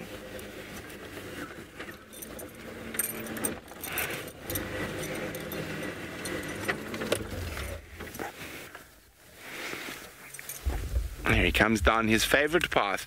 He is a kitty of habit, I tell you that.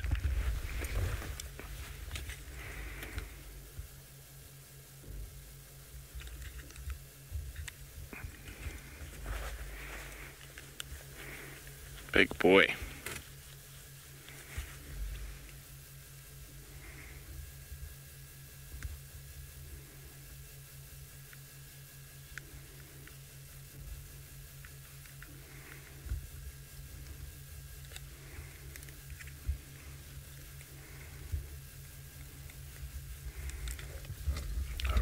Right next to Sebastian there, just as we were hoping. Underneath Sebastian's bottom. Now, oh yeah, the dwarf mongooses have spotted him. Now, if you compare this to Gajima, who we saw right at the beginning of drive, slinking away very nervously from us, it's like a completely different cat. And Tingana actually means shy, and when he first arrived in the area, he was quite shy, but you can see if you habituate a leopard properly, he becomes like this, and you're able to follow them very easily. Some male leopards, however, just never quite get habituated though. Oh, Tingana, one of your best friends is up ahead, or should I say one of Jamie's friends. Maybe you guys can identify it for me. See there, the hyena. Straight ahead. There. And I think that hyena woke up due to the sawing of the Duke. Who is that? Anyone know who that is? Hashtag SafariLive if you do. Tingana hasn't spotted him yet. Or her. Now he has.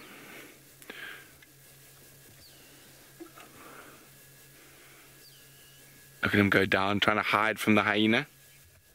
Yes, and after Jamie's been giving you lessons, I've skipped out on my Jamie hyena lessons, so I should know, but I don't. But maybe you guys will know after Jamie's been giving you lessons on the IDs of these hyenas. Where is he now? There you go. Fatty. There's a notch out. Is that pretty? With that square notch? I think it might be pretty. Left ear or right ear? I can't remember which one. Yeah, as I said, as soon as I saw that very square notch out of her left ear, I was like, oh, it's pretty. Don't worry, Tingy, she's not as pretty as you.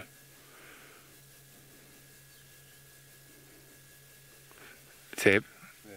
Just come out from him onto this tree here, this dead tree. Come out. Look, in, no, right, sorry. Oh, I think it's right. In there. There, just to the left, there's a little dwarf mongoose shouting at him. Okay, I'm going to keep up with him as he moves. Oh, I better tell everyone else I found him on the game drive. On the game drive channel's right now. The stations I've located Tingana. He is mobile to the north in the block between Treehouse Dam and Weaver's Nest Road.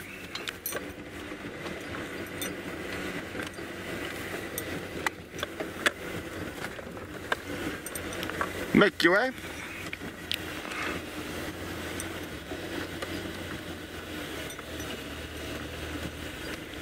Okay, he loves to go sit on that termite mound, so I might go wait over there. In the meantime, let's send you to Sydney and Hosanna. So I am here now still with Hosana, who is now changing the sleeping positions all the time. Look now, he looks very tired and is enjoying his sleep. This cat is becoming so funny these days. Look at that. So this is an awesome photo. Thank you very much, Craig.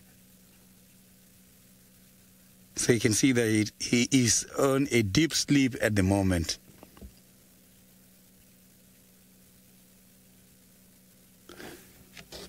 So earlier this week, I was somewhere by the Torchwood area where Kalamba, the little princess, was left alone by Thandi, showing some of her abilities to do hunting. Thandi left the little princess to fend for herself this week. She has had nothing but her own skills to keep her alive. She did not look thin, although her lack of experience made hunting large prey difficult. Kalamba was still able to feed herself. Her mother, the queen, is leaving her alone for longer and longer periods. She is probably missing the large meal provided by Thandi, but she must learn to hunt large prey.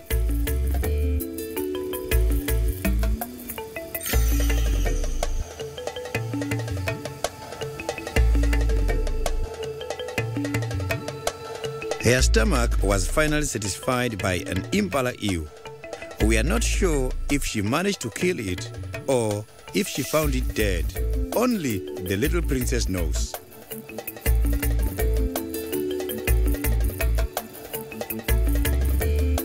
She didn't make much of a dent in the kill and easily became distracted.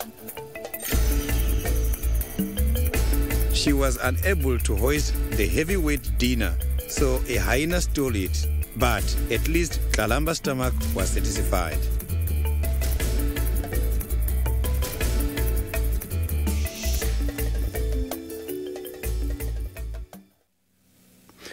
A 1-year-old little princess was showing us her ability to do the hunting, so that was lovely. Imagine being left alone for about 2 or 3 days without anybody to look after you. So I am sure Thandi deliberately did that in order to give Kalamba a little bit of chance to start looking after herself, as she's just left with few months to become independent. In a year's time, Kalamba is going to be independent. So these cats, they do go through a very difficult, vulnerable stage. From when they are hidden by the den, alone, mother goes long distances and come back looking for food. Other animals, predators such as hyenas and wild dogs can easily attack them. But I can promise you now, Kalamba, she is climbing very big trees and she's talking. I don't think the predators will be able to get hold of her at the moment. And I've seen, while we're still very young, Thandi has been leaving Kalamba unattended for quite a lot of times.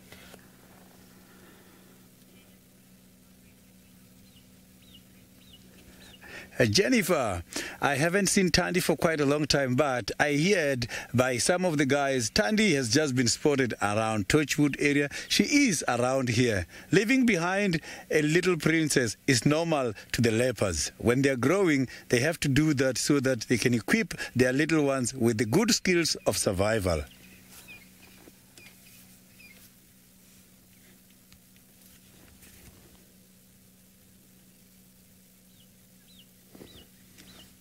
So you can see that here we have got also the little chief who also grew up without the mother. The mother passed away when the little chief was still very young. But look at him today. Here is he, he's growing, he can be able to hunt and do all these things. I'm sure Hosana has been doing hunting from a very young stage. Because growing without a mother close by and growing with a mother is not the same. We don't get the same experience.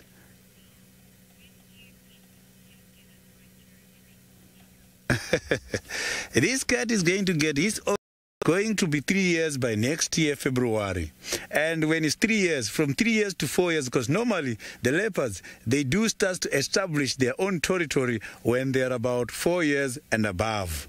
But the thing is, the areas already here has been demarcated. Which side are you going to take, Hosanna? That is a very big question to me as well, because these cats is not like he's going to demarcate his area without female. He must first try to get hold of some of the females in order to have access for mating activities. So he must have to demarcate an area which will overlap to one of the females. Who is going to allow that? So I think the best way is to gain more strength and fight and win the territory, so that the females who are around there, automatically they might be interested on a very brave leopard. So now let's go to Jenny and hear more again about the hyenas. More about the hyenas indeed, and those of you who've been watching closely and know our hyenas really, really well, you might have guessed who is the final hyena on our list. A hyena that I have a very, very soft spot for. It is not this hyena. That would be macabre. Very macabre. Right, now, let's see. It's now a challenge. I don't think this is probably not in sort of Meg's timetable for this afternoon, but she's going to have to put up with it. Oh dear, Dave. There's a roof, Dave. You can do it. I could do it. I could do it. We thought we'd get inventive and hold the jaws open, but I fear it might have been a terrible mistake. Right. Well done. Thank you. And for my next act, I present you with June, the hyena. Look at this. Look at how tiny June was when I first started working here in 2015. I absolutely adored this little munchkin. Look how nervous she is. Oh, all wrinkled and submissive, daughter of a Scarback, the hyena, who unfortunately is also deceased. Her first tentative steps away from the entrance to the den into the boisterous company of Bella, as well as Heart and Soul, and then playing with some of the older cubs. This is June now. Okay, and stop. Right. This is the best hyena out of all of them for a spot pattern. Not everyone can see it. So certain people really, really struggle with June's spot pattern. June has the word juice written on her side. Now, if you can't see it, that's okay. That's why I wanted to stop now and show you. So juice, this is the J, the U, the I, the C, and the E sort of goes bloop across her shoulder. So juice. Can you sort of see it there in those spots? So June also has a J on her left side, but June, her spots are very, very indistinct at times, and she seems to quite like rolling in the dirt. So now that she's an adult, it's really hard to see. I like the arrow on her shoulder, though. I drew that out for you as well, because it's quite clear. Right. Most important, though, so you can memorize her left side, but most important is look for the word juice. We're about to show you her right-hand side again. Now, look, see if you can see it. On the hyena on the left, there's the J. There's the J towards her hip. Megs can see it. J-U-I-C-E, juice. And the more she moves around, the more you see it and the more you can't unsee it. We might have to change her name, you know. I'm joking. Nobody panic. I think I'm the one who named June. I went through a stage where I just named them all. I just named them all after months. It was so complicated, and I needed a way of keeping track of the cubs. And I went, okay, that one's called June. And then, because she was born roughly in June, and then I said, okay, that one's November, and that one, oh, we've got 2 Decembers, so we've got D1 and D2. I'm sorry. I provided some seriously uncomfortable names now that we've sort of 3 years down the line, and June is now 3.5 years old, and for all we know could end up having a cub in the month of June next year. In fact, I suspect there's a possibility she's already been pregnant once. Of course, with litters, first-time mothers and hyenas, it's very difficult for them to give birth. Anyway, enough about that. Let's finish off with June. So there we go, there's June on the left. The word juice is clear as day to certain people. And this is June, now showing an interest in Pretty's cubs this year. Clearly feeling the stirrings of a maternal instinct. Very clean ears, so you can't really use her ears to identify. Look, Juice! Okay, that's a bit of an awkward angle. I can see the word juice. It's there, I promise you, the word juice is there. And the more you watch her, the more you'll see the word juice. June, here's her left side. Her left side's almost impossible. I find her left side very difficult because she just never actually shows it. So there you go, our final female of the day, the one and only June. I have a soft spot for Heart and June because they were the cubs that were cubs when I first arrived here, and I've watched them sort of grow up. I've missed out on a lot of their growing up phase, but I do have a soft spot for them, especially because they both recently lost their mothers. So they really are almost entirely alone in this clan. Now, I don't know the connection between Scarback and Gwen. Don't necessarily think that there is one. But those are their 2 mothers, and the 2 of them together are around about the same age, both reaching the point where they're going to be first-time mums. I know that Heart has been pregnant in the past. She was seen lactating. We don't know what happened to those cubs. Sometimes low-ranked females go off and they den on their own. But it's a risk, because to take those cubs that far away from the rest of the clan, if those cubs grow up and the clan members have never met them before, there's a possibility that they will not be greeted with kindness because they're just not known. There's a reason that hyenas go to communal dens, even low rankers like Scarback and Gwen. Apart from that one time that Gwen didn't den with the rest of the clan, which I think was because of that massive fight that they had, not that long before that. But otherwise, the low-ranked females will bring their cubs to the communal den because the other den members have to know, the other clan members have to know that they've got these cubs. They have to get to know them by smell and by sight. Because each and every single hyena knows each and every single hyena clan member. And if they can do it, so can you. Well, you can start. How about that?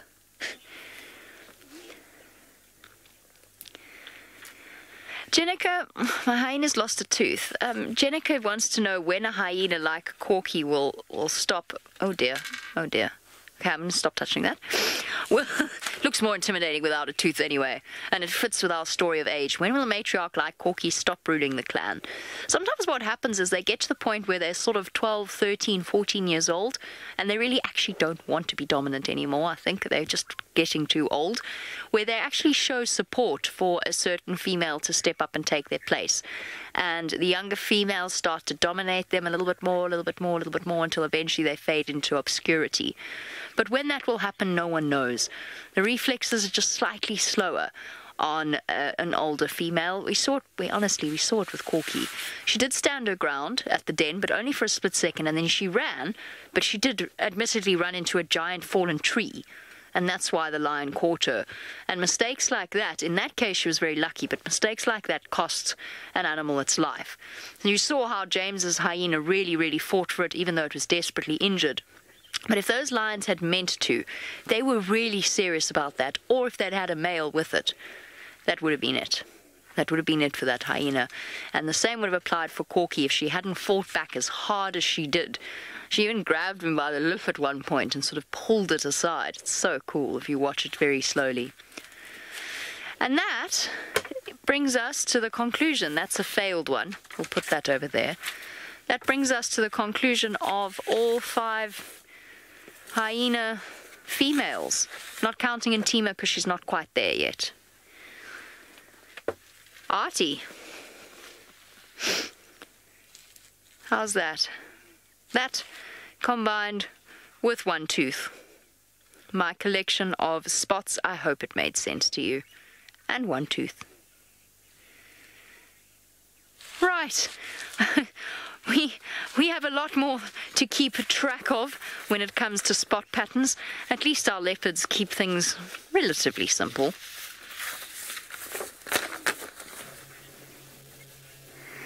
That they do. And Mr. T has decided it's quite warm and he's going to have a little snooze here in the Philemon's Dip drainage system before he carries on. Now, the distance between him and Hasana now is probably 1 kilometer. So it's a good chance that, Hassan has definitely heard him calling. Whether he comes to investigate or not, who knows? Look at Paul, his ears are starting to get very tattered, especially the left one. And see there's quite a big, strange shape out of that bottom part of his left ear. You can see all the damage caused by the biting flies. Look, you can even see there's 2 of those little biting flies on his ears. Those are called stable flies. They're the same species of fly that attacks your dogs and cats and horses, and that's where they get their name from, the stable fly.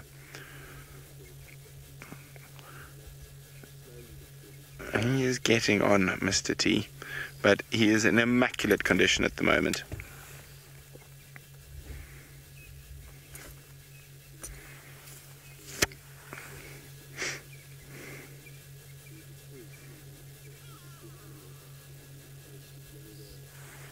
And here, great go away bird.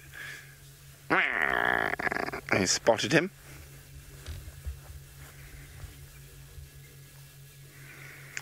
Those of you who are avid dam cam viewers, keep an eye out tonight. I think he might make an appearance. It has been quite warm today. He might make an appearance on the dam cam later this evening.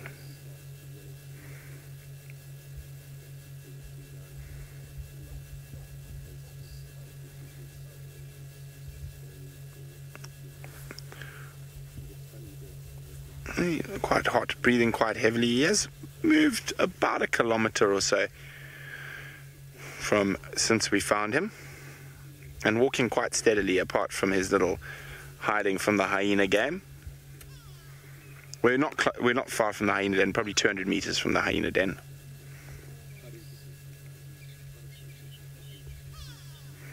Well, it's been wonderful having you on this episode of Safari Lives.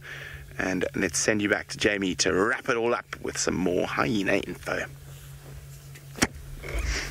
And what a spectacular week it has been. A truly, truly special week, as it always is, with the various beloved members of our hyena clan. This could not possibly go wrong. I'm just going to keep focusing on the camera. Fortunately, I've got a fair amount of time before the end of the safari, so I can walk really slowly. Now, to finish off our hyena chat, Laurie would like to know a little bit about whether or not there's research here. I have to look down, but I can't tilt my head, because otherwise I'm going to trip over a bone. Boys and bones.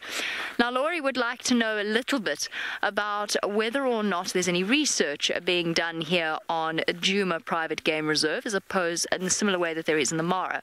Not that I'm aware of, Laurie, so I don't think there's any research programs here. That's not because people aren't interested in the hyenas here, it just so happens that there aren't any scientists studying them. So it just so happens there's a gap, there's an opening. There's certain people who know what I'm talking about. If you want to come out and research the hyenas of at least the Lowveld, I think there's plenty of opportunity. Not only that, I can't do this anymore. Not only that, I talk too much with my hands. I move too much. Drives the cameraman mad, but I cannot stand still and upright the entire time. Not only that, but there is a vast amount of behavioral differences between the hyenas in the Masai Mara as well as the hyenas on Djuma. So whether it's Djuma or whether it's the Lowveld, there's a vast amount that we could actually learn about the hyenas of Djuma. Now what we're doing is piecemeal, to say the least. We don't always go to the den. I kind of always do, but I'm not always on drive. We don't always go to the hyena den. We miss out on so much. We don't follow them constantly in the same way that we did in the Mara. And I think that there's a vast amount that we miss out on as a result. Who knows what actually happened during the last few months? What resulted in the death of all those older females? How Madam died? Who's up next? What exactly is playing out? Did Hart ever have her cubs? Or at least where did she put them?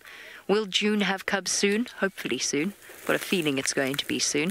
These are all questions that we hope to answer, but might just take a little bit more time. Now, it's been really special sharing this with all of you.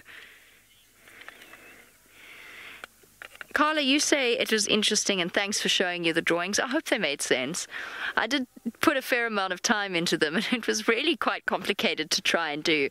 But I'm trying to get more people into hyenas because I'm obsessed with them, and there's a few out there who are equally obsessed.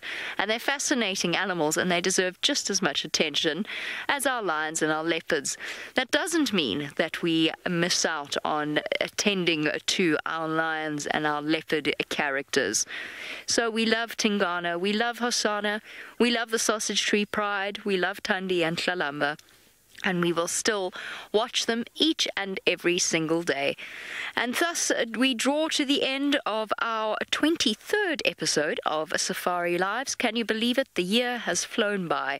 We'll be back again tomorrow with the regular safari. Thank you so much for joining us. We hope you had fun, and we'll see you then.